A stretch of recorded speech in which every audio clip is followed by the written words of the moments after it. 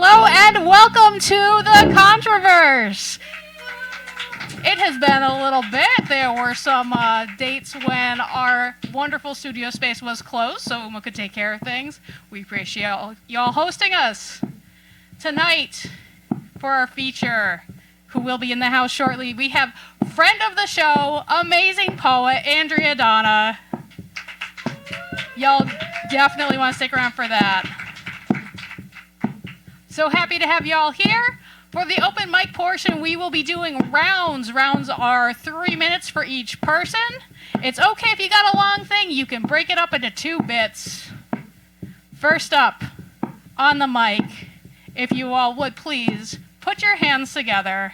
A super warm welcome to the man who makes sure that the mics are here and working, everybody's favorite stoner, Jeff Taylor.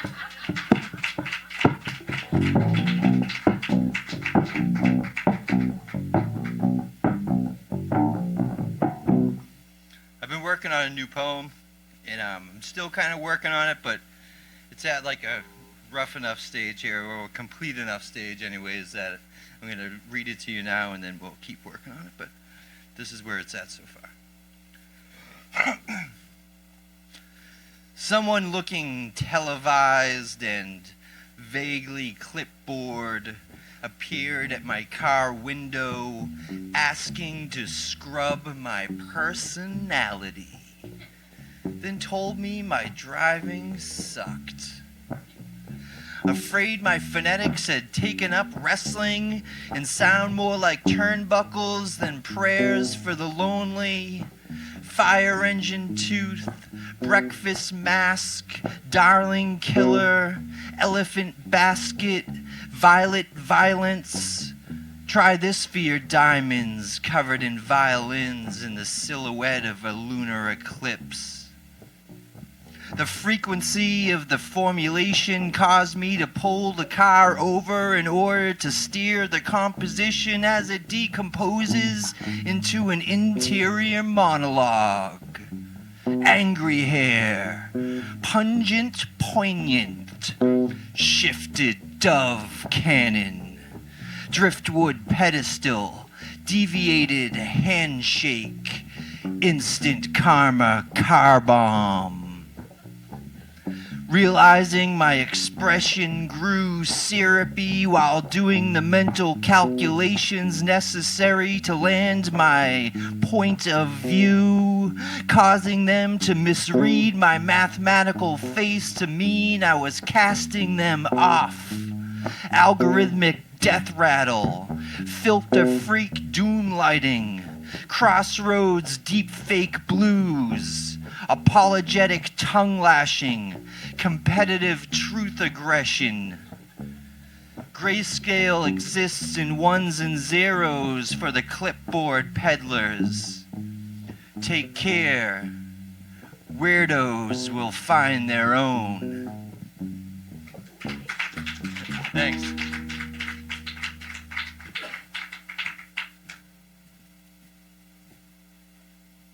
Next up, if you would all be so kind as to welcome the man who hangs out in the booth and makes sure that this show actually is a show and not just a bunch of people sitting in a room. The organizer for the Malden Writing Group, everybody please. This is Chris Hickey.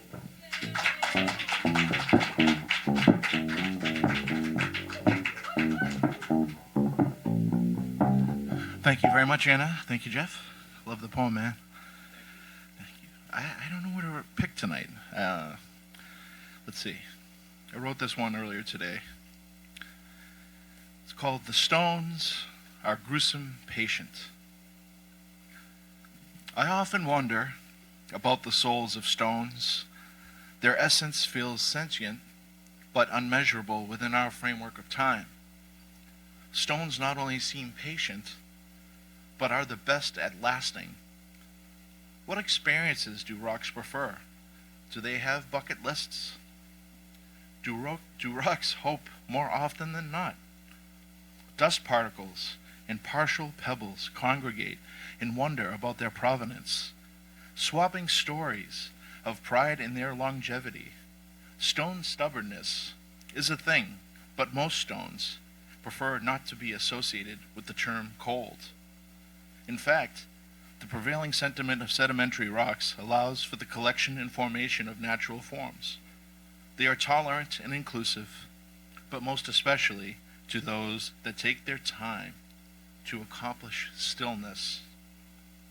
Complete and total stillness is an art form. Still ponds lose stillness when smooth stones skip along the surface. But that action is initiated by others and is complete when the stone comes to a state of rest, becoming gruesome patient once more. Small bow.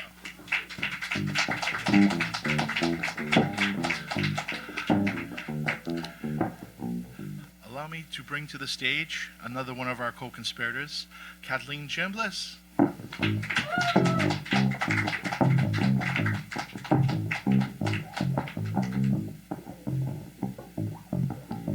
Hello, hello, hello. This one's kind of disgusting. This is called the botfly. The botfly burrows its eggs beneath your flesh. Bulbous maggots with black barbs feast on your meat and loll in kiddie pools of pustules.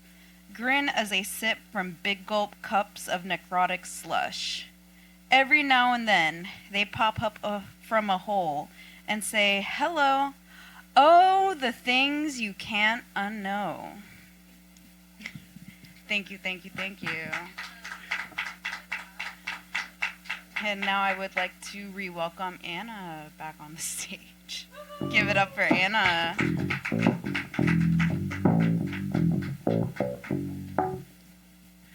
Normally, this would be the time where I introduce our feature. However, she is stuck in traffic, which has never happened to anybody in the Boston area ever. Not once. I want you all to make sure you boo her when she... No, I'm kidding. So, I would like to instead welcome up to the open mic, this is third time? On stage, Hannibal Rosa.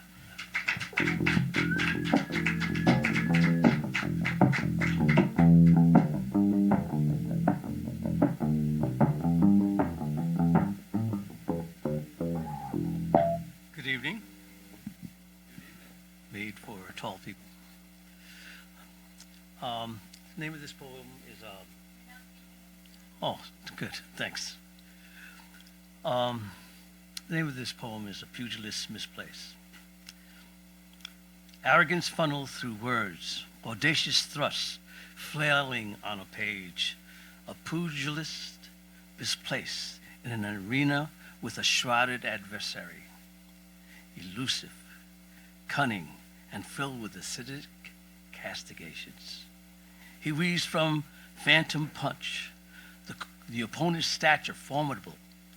He replies as a confident jab pours from his pen, fast and deadly, only to be met by the pundit's uppercut, swiftly challenging gravity, fashioned in a place line filled with mirth and false illusions. He ducks, writes a loopy hook, launched with consonance and cadence, then trips on a phrase.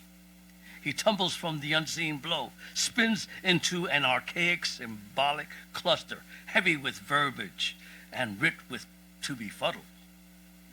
His knees tremble, tumbling, he faints with a transparent mimic cliche, gets pummeled by the New York Times. Thank you.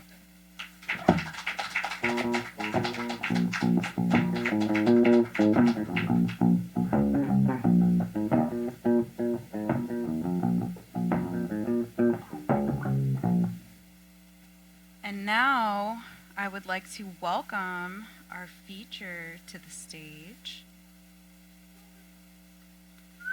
Contro-Verse superfan Andrea Donna has been basking in the warmth of the greater Boston poetry scene for about 5 years. They love you and you and you, and they're so happy to be here. Please give a warm welcome to Andrea Donna.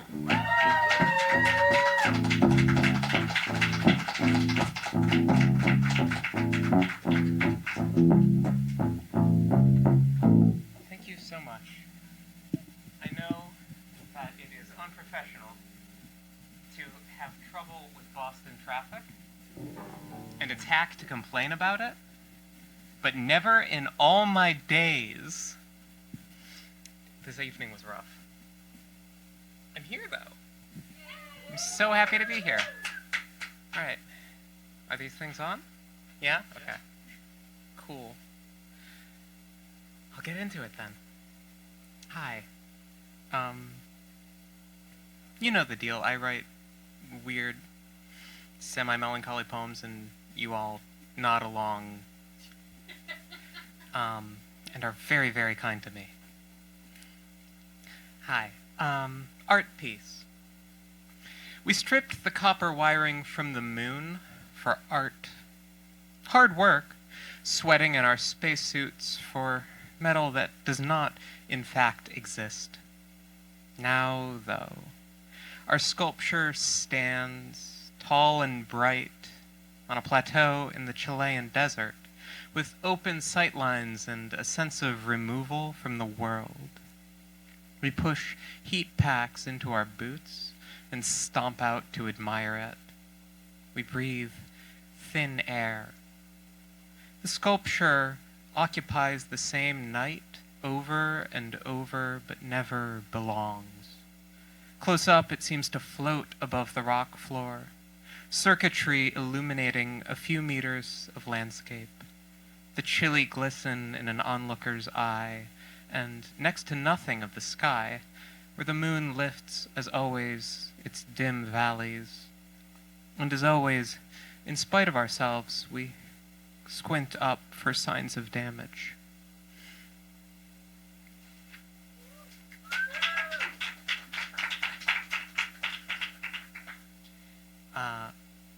The wonderful staff promised that they would keep my time for me, and I am trusting them to do that. Awesome. Normal pleasures. So I'm in an urgent care waiting room.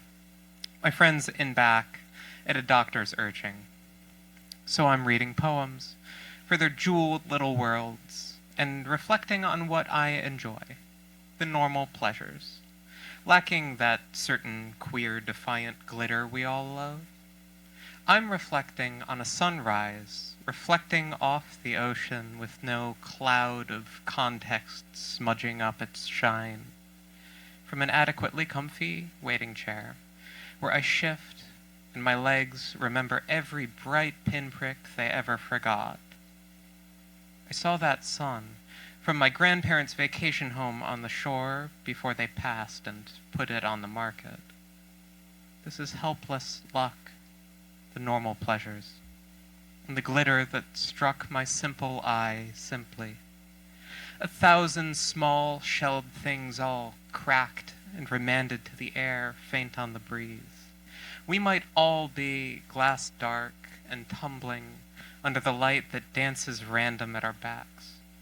Be a twitch of a mind in a waiting room, in a poem. My legs ache. My friend is getting cared for. And we wait to see what next, what small world will open up and end.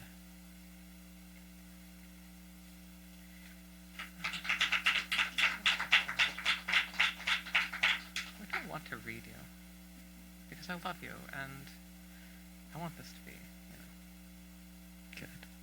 Here's a quick one. Laundry day. Something that wasn't sorrow dug a nest into the pile of laundry by my bed, and stretched out as I settled in to read.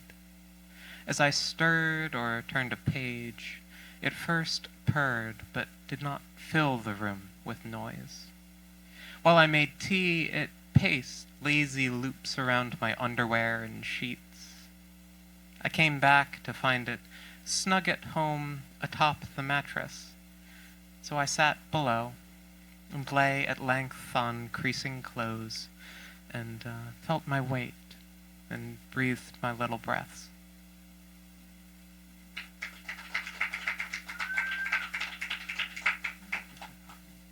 Okay, we have a plan.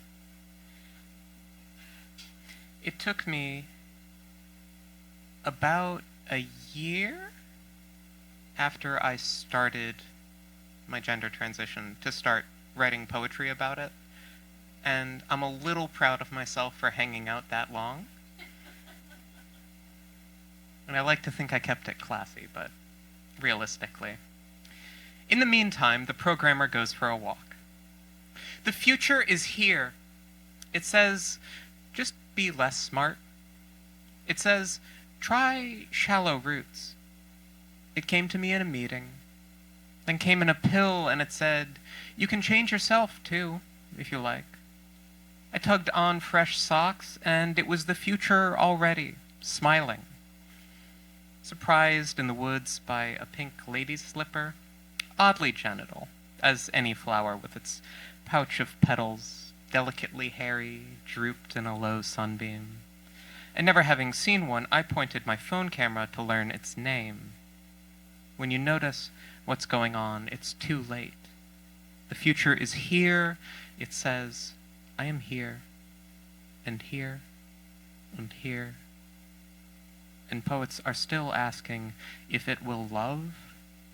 It says, I won't ever satisfy you of this. Ask, will I love? And what will I do about that? Text old friends or flames when, as you walk, their likeness passes.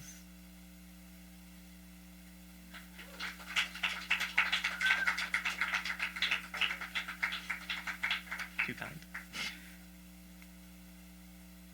One for the road. We hear it from down the bar, like the flash of headlights rounding a corner up ahead. There's a bit more conversation, indistinct, a muzzy bright farewell, crickets as the door swings. There are folks on the road all night long, and they will lean and twist back to snag their jacket from the back seat for the cold, or they won't. And we can have nothing to say but small prayers, that deer cross far enough ahead, and friends laugh at recycled jokes. One more for the road. May the haze make the woods beautiful, and the katydids that haunt its many rooms, and the brief blaze of a tale vanishing from and to another life. For a shade of dusk seen once before, from the backseat of another car, for one yawn, comfortably close to home. A plane howls a mile away. Runways stretch out their small lights in blessing. The driver taps a salute on his horn and gravel shifts. The road slips between our hands.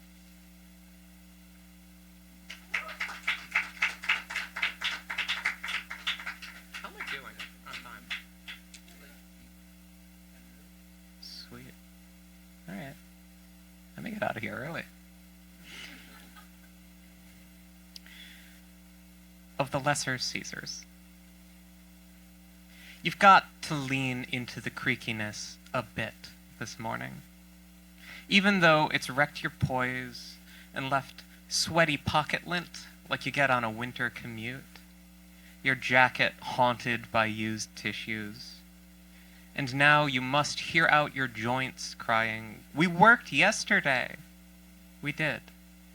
Yesterday was long, and today was long, and tomorrow so long that it wraps back around to yesterday. Like the kingdom of God, this moment, tomorrow's grime and microfiber fluff already greasing your hands, which you've balled up like a dictator's in your pockets because it's cold, and your joints have follow-up questions. Your shoulders have concerns that your neck finds quite compelling. It was a coup. Tomorrow stole back past you, undermined your constituents, and for all that, today is still so long, and your jacket is a bad friend right now, but it is a friend.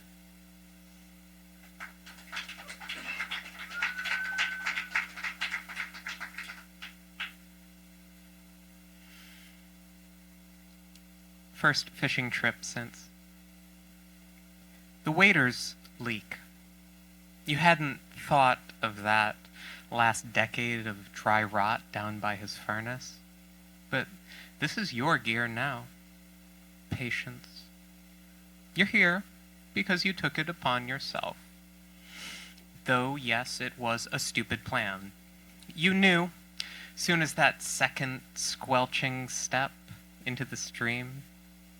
Now, with your scavenged vest and hat and shipwrecked sway, feel the hook set in your future's hidden lip. Keep your hands on the handle and reel. Sniffle, fine, but no point losing it. A bit further downstream, laughter over a joke you couldn't hear sails back from where the older guys make their lines sing against the evening sky.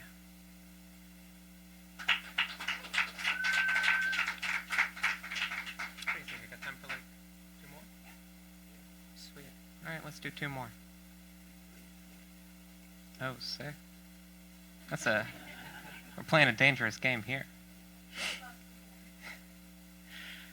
The God of Extinctions.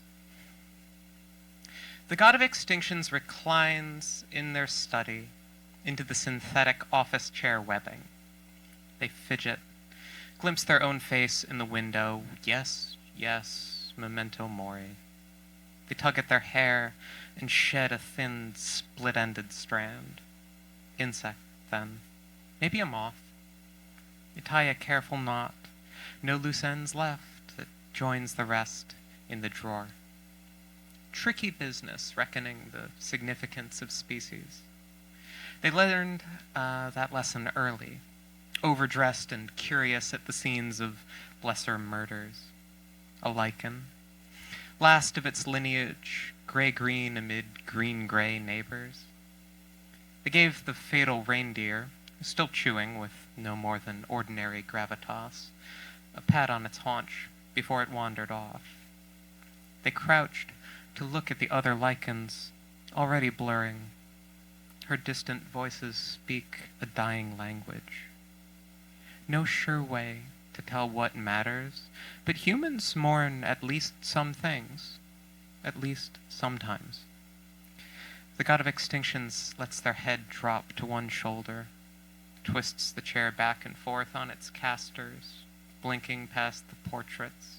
Dodo, mammoth, dodo, mammoth. Not much of a job.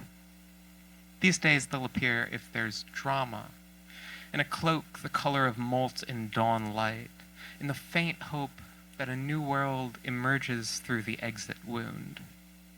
Make a show of bending at the waist, scraping grass or sand or lava flow with the ceremonial winnowing fan. Hold it aloft for a radioactive moment. Look again. What you still hold is the harvest.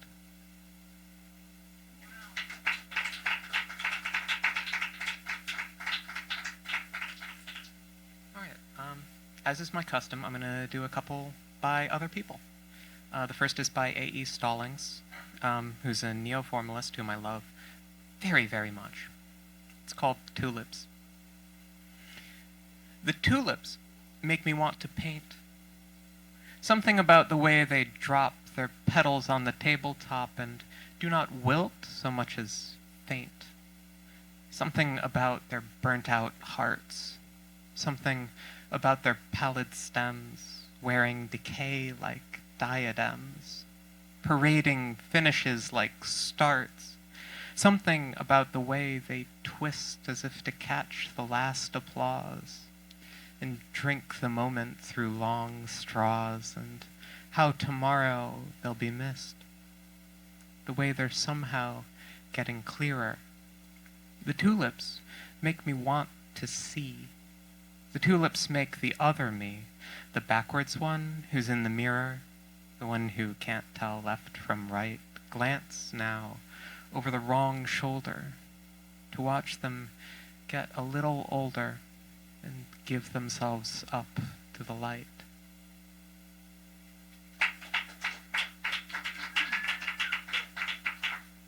And, okay, last one.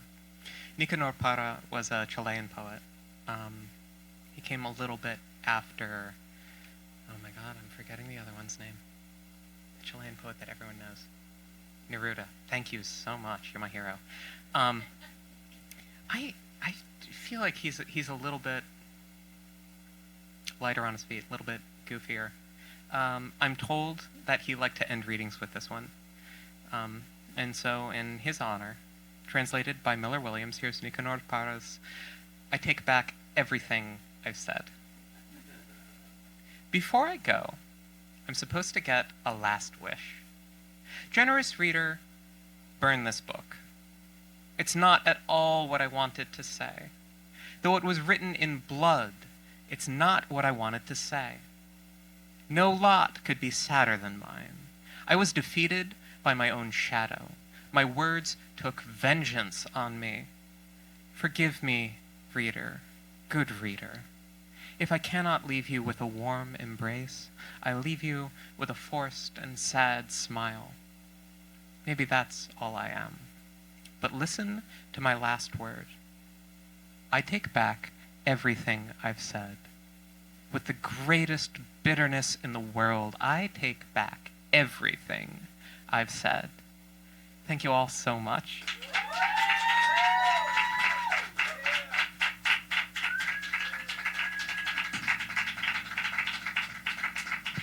Everyone, please keep it going for Andrea Donna. Open mics like this live and die by regulars, and they have been amazing, always here, especially when we are snowed in or otherwise having a rough one. So we love you. We love your work. Thank you for doing this for us tonight. All right. It's okay. You don't have to keep clapping. All right. Let's see. Oh, I know who's up next. It's somebody who at the last minute decided that I needed to use her middle initial. Malden's very own amazing and talented Lisa L. Sears.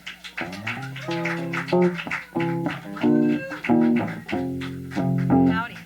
Thank y'all. I'm going to cut this one in half, like you said, the magic way to do it. Okay. This is... Okay. Nice mic. Martha in the Kitchen 3. That time Martha was in the kitchen whirling and spinning in wild energy like the demon Callie in her destructive state, but not. Instead, Martha is in her productive form, a crazed focus to clean and cook and nourish the assembled. In the adjoining room, Jesus reclines on the family sofa with its comfortable pale blue cloth cover. Jesus is worn out, almost spent, but beautiful with an ineffable smile, and chillaxing in his tatty pink terry cloth robe. Its sash languishes to the floor. He's pretending not to hear Martha in the kitchen, huffing and puffing and making minor miracles out of salt and onions, herbs and broth. Mary Magdalene is at the feet of Jesus, rolling her eyes and fussing and massaging the worn soul of his souls with sweet olive oil. The very olive oil that Martha is currently opening and banging every kitchen cabinet in the kitchen to find, frustrated. In between her grumping, Martha, who didn't even warrant a last name, hums her own tune, her cheeks flushed from the heat of the stove. Mary Magdalene coos suggestions to Jesus, her way of not interfering while laying out some solid advice.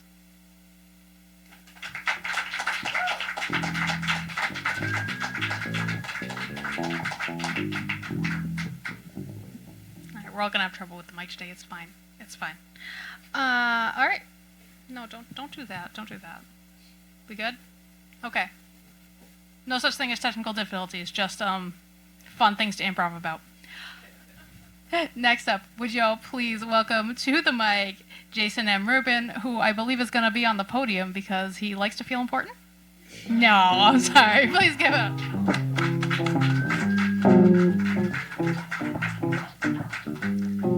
Actually, I'll use this. It's already set up for a tall person. And I do like the podium because, you know, if people throw things, I probably will be protected. Yeah.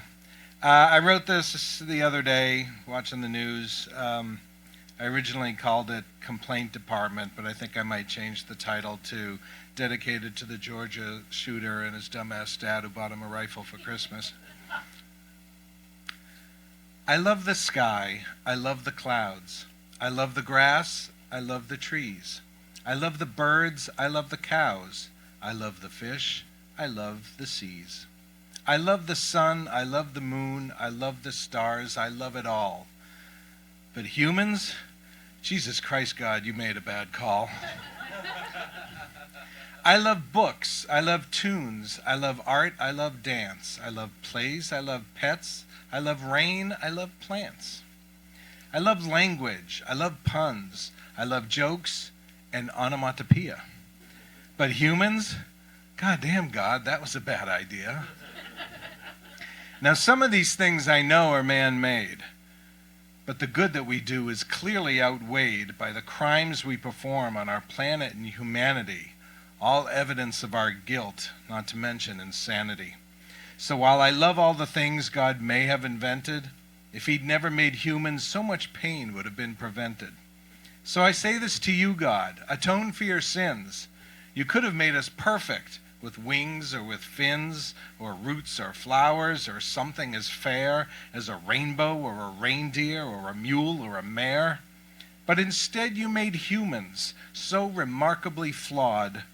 If we're made in your image, that shit's on you, God. Thank you.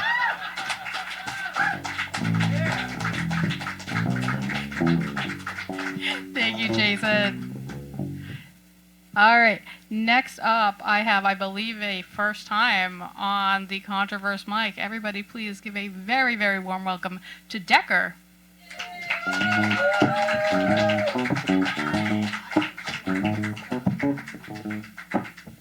I'm short. And I like to feel important. But I'm going to just stand here. Is this good? All right, cool. I got 2 poems for you. And thank you for the setup with Jesus. This one is called Intersections. And it starts off with a quote from a poet at the Northeast Regional this year, which is, "Racism should make us all uncomfortable. I wish some days that I were less connected than I am, because I know now what others have done and see in me the lines upon lies of intersections that were not always mutually met. A hard-found reality for a flowering bud that just wants to share all their love. But is it healing to love something that isn't healthy? Example, if some of what you are is a shame and a searing mark to your soul's history, how then can you coax it out of the shadows where its decayed hiding grows? Though, if left alone to their devilish devices, doesn't the beast just grow? A monstrous horror, larger by the day, fed attention without intention of blooming. It will never grow a flowering head, because fallow land follows the plow after all is done and said." Thank you.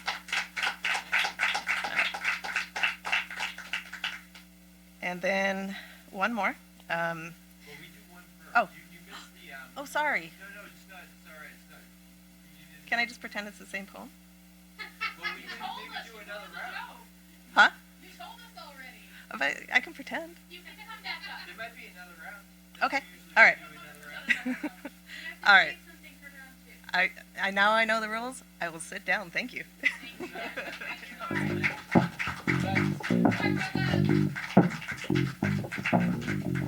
Can you tell we're filming this live? I think you can tell we're filming this live. So happy to have y'all here today. Recently, in fact, maybe this past weekend, Malden observed the National Overdose Awareness Day. It was a big vigil. Sorry for getting somber on y'all. But anyway, this is a poem I wrote for a dead person. The world may come at you with knives and try to cut away the pieces of you that did not fit their vision of who you should have been. The voices may pile up one atop the other, screaming your inadequacies, rehashing every loss and sorrow you never learned to grieve. You may spend your whole life fighting and never seem to make ground. You may lose your friends and see your enemies in power. But know this. You do not have to fulfill any prophecy. You do not have to avenge the girl. You don't even have to get your shit together to be worthy of this love. You are enough as you are now, with your failures and your fears, with your dreams unaccomplished, with your weaknesses and doubt. You with every goofy grin and bad joke, with your scars and addictions, with the weirdness in your walk and your questionable fashion sense. You are loved. I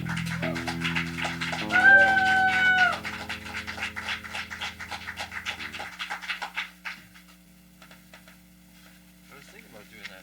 Look at that. All right. Yeah, let's do that. I like that too. I'll let you name it. I'm not campaigning to be president, but I'm building my library.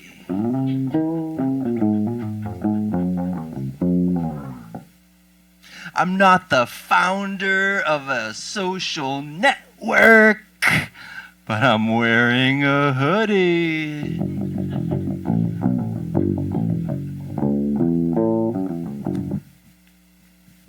I wasn't born with a silver spoon in my mouth, but I talk like a sitcom philosopher.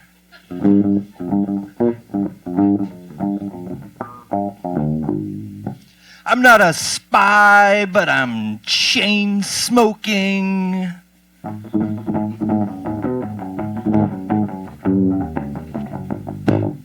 I didn't go to flight school, but I'm a stoner.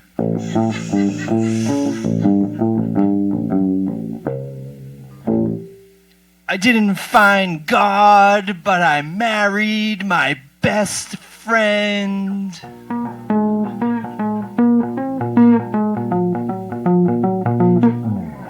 I'm not a cult leader, but my children love me.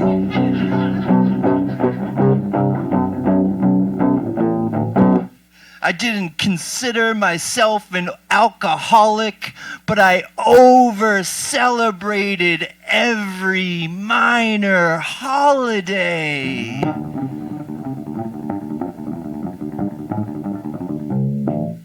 I didn't create change, but I'm listening to podcasts.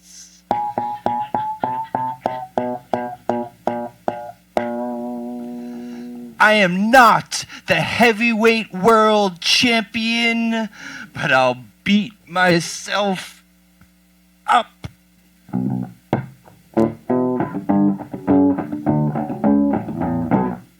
I didn't make the All-American team, but I know how to play the game.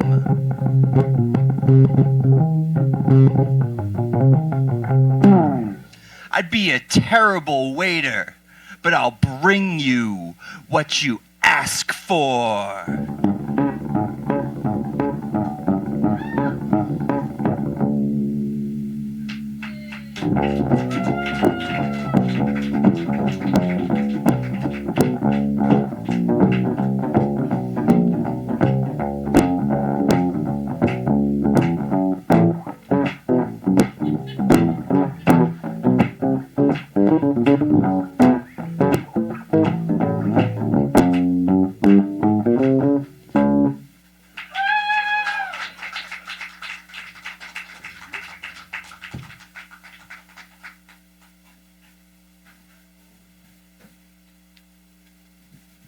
And now I would like to summon Chris from the booth. Everybody, welcome Chris.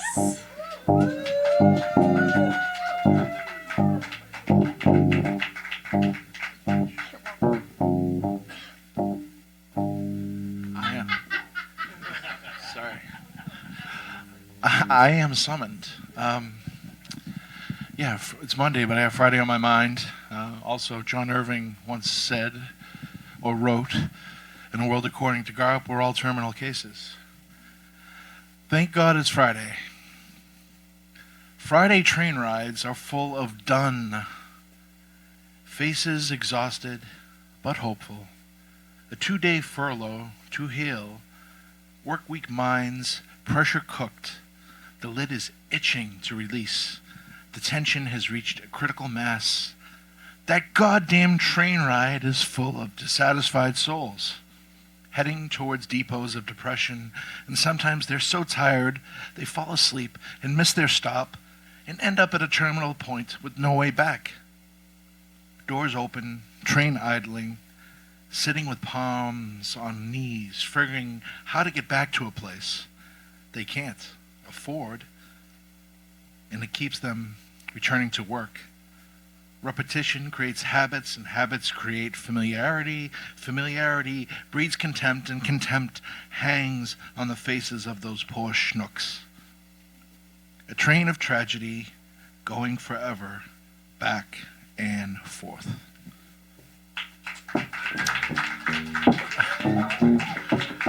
Thank you. Allow me to summon back to the stage Cathleen Chambless.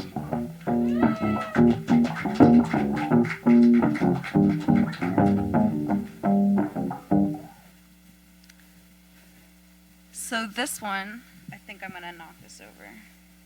Yeah, going. Okay. So, Andrea Donna actually inspired me to read this one. It's a pantoum. So basically what that means is a lot of the lines repeat themselves in a very specific order. It's called On Extracting a Human Heart.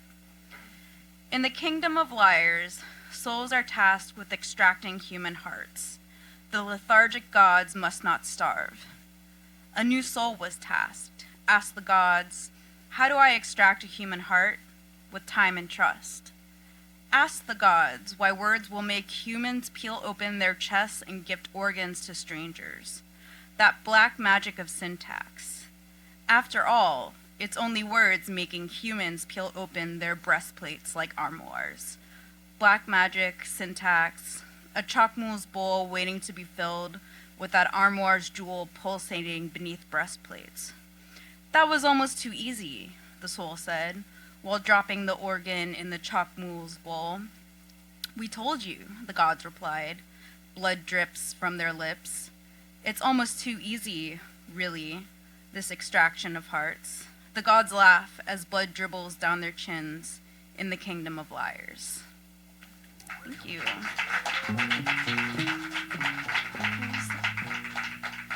And now, oh, okay, I'm calling up Hannibal to the stage.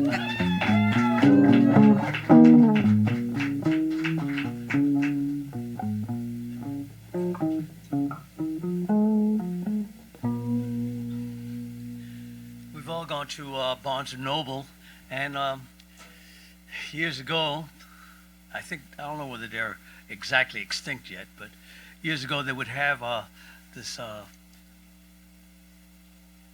sort of portraits of all these great authors. I call them, my name of my poem is The Monarchs of Barnes & Noble.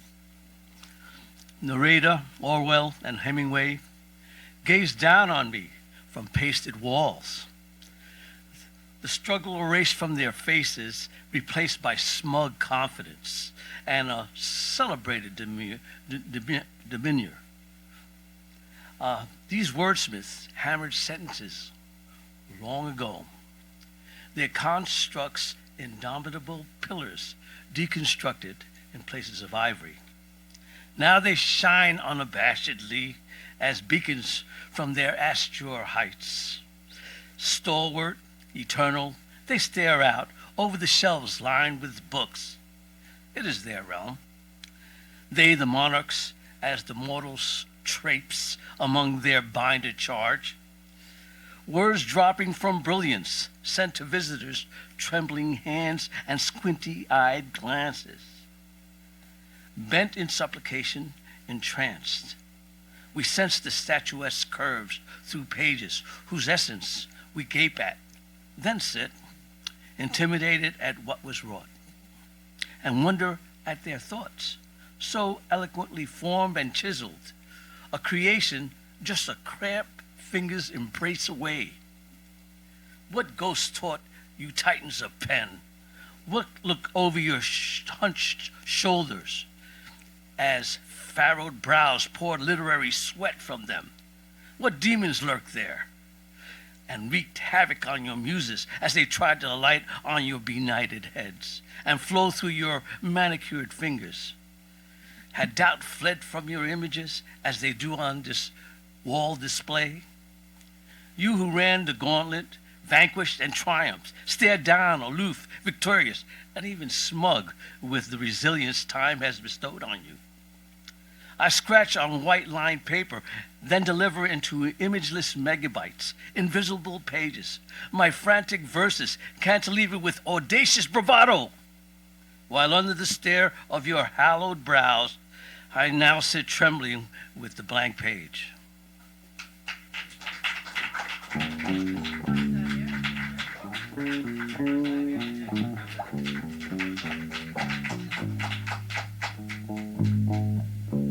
Thank you so much, Hannibal. I would now like to call up Lisa L. to the stage. Welcome back, Lisa L.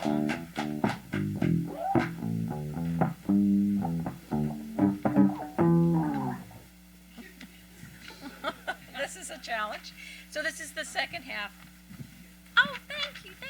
Yeah. So this is the second part of Martha in the kitchen. Mother Mary glides in from the market, reads the room, and hustles into the galley-style kitchen with a mesh bag of carrots, parsley, parsnips, and Mogan and David wine. She half laughs, half sighs at her sister's dismay. There aren't enough matching glasses to go around, Martha flusters, as an obstinate tear slips down her face and into the waiting parsley.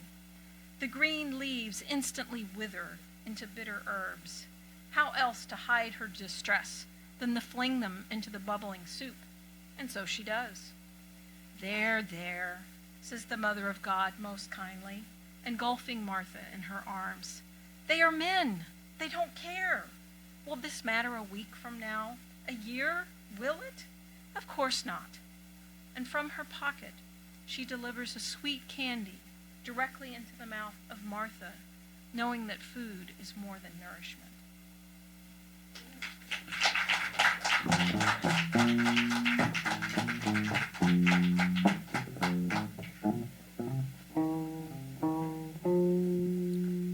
Thank you so much, Lisa L. And now I would like to call back up Jason M. Rubin.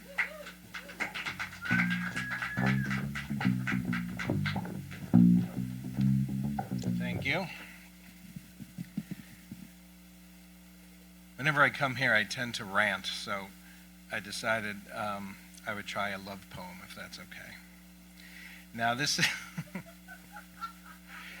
is written in first and second person, so anytime I might say you, it's none of you. So the person I wrote it for is not here right now. It's called Happy Place. I listened in envy as you spoke of your happy places. You have several, and you were exulting in one as we talked. It caused me to think, where are my happy places? I couldn't readily name one, which made me sad. I thought harder, and I remembered a couple, but they were both from my childhood. The woods behind my house, where a fallen tree was my spaceship, where a case of poison ivy was a minor price to pay for hours of imaginative play. There was my summer camp. Any time in the year that I smelled pine, I thought of that camp, and it made me happy. But that house I grew up in is no longer my house, and that camp I went to was many summers ago. What is a happy place anyway? Any place that serves ice cream could be a happy place to me. But no, a happy place is something else, something deeper. I can tell just by looking at you when you're in it. The tensions of work, the burdens of responsibility, release their grip on you and melt away like wax down the side of a candle. Your face has the most contented, peaceful smile. You are relaxed. There are no battles you need to fight. You are in a place where you belong, where you need to be. You fit perfectly here. There is no other place you should be. No other place right now could be as good, could be so right. Just by watching you, I can feel what you're feeling. And I begin to realize, or maybe just surmise, that a happy place doesn't need to be a place at all, not a fixed physical place on a map. I know your smile because I have worn it as well. I know that feeling of peace and contentment that covers you like a soft blanket. My bones have felt that too. It suddenly is all so familiar. I recognize it all and I celebrate it now, because now I know that I do indeed have a happy place. And my happy place is you. Thank you.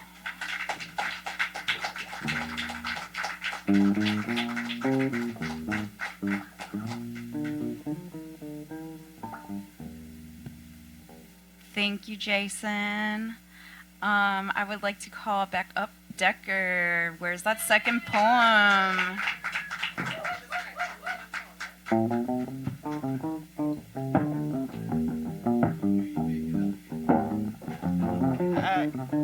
There's cough drops up here? That's smart. Love it. All right. So, second poem.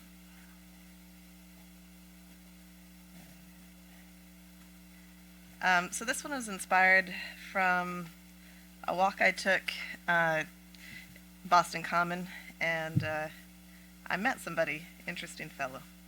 It's called No Heart in a Figurehead. Roger the Dodger doesn't understand why the king can't stand on his own. He's got no head, he shouts, bopping and weaving, acting out the way his name is said, fighting off an imaginary realized foe, decked out in a patriot's shirt and capped by American flag. You can't even tell what it is, man, and he's right. From a distance, I see an interlocking roller coaster and wonder what mangled mess found its way here, dropped like careless construction from the sky. Then it hits me. These are the arms, a controversy wrapped in an art installation to honor the king and his queen of Boston. But the man, the uniter, cannot bring his own people here, because there is no figurehead to lead the heart of the city out of a living nightmare. Instead, up top they gather at a founding father's fountain, cleansing sins among a community that Roger the Dodger is not proud of. We all have our picadillos, I remind him, no matter our differences. And as I say that, Roger dodges a thoughtless little girl who bops up and down on the ledge where he sits, a ghost that only I talk to, because I am, he says, the queen of heart and heads.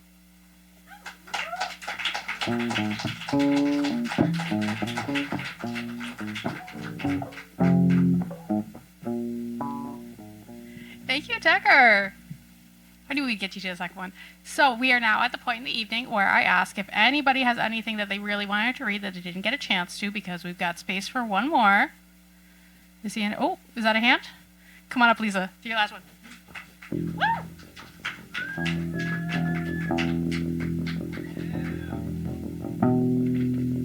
Find it. Yes.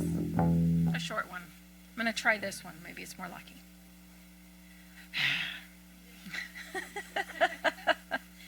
Away underground.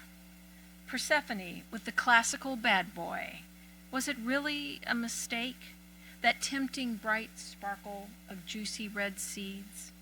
One might wonder, given such a devoted mother. Maybe it was all a maiden could do to find a way. Those different kinds of loves can just bury a girl.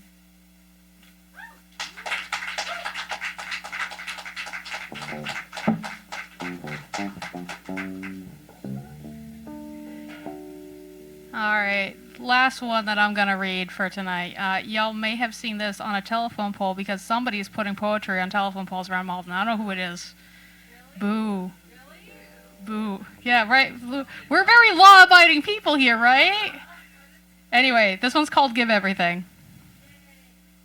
Give everything to this life, because if there is another, we have yet to see it. Give everything to this life, for your reserves will not serve you past your dying breath. Change while you are in this world of change, for even the most pleasant of other worlds we have been promised after this one are all fossilized and stale. Change this world. Change the people and yourself. Breathe the air of this world and do not stop until you cannot draw breath. Smile, scream, die with nothing in reserve. Death comes sudden to some and slow to others, and you never really know which way it'll go for you until it's too late, so be ready. Remember that you are a thing your body is doing, so take care of your body as best as you are able, so it can do a good job of being you. Remember that a legacy is just the stories you leave behind, so take some risks now and then. Get banged up, get your heart broken, maybe crack a bone or two. Over-invest in people. Some of them will betray you, but the ones who don't will likely outnumber them, and even if that's not the case, screw the bean counting and over-invest anyway, because you can't take anything with you, and you can't bequeath your emotional reserves to your children anyway. Love catastrophically, cook big meals, sing loud, make bad art and write bad fiction, make terrible jokes, and laugh your stupid heart to death. Live while you're alive.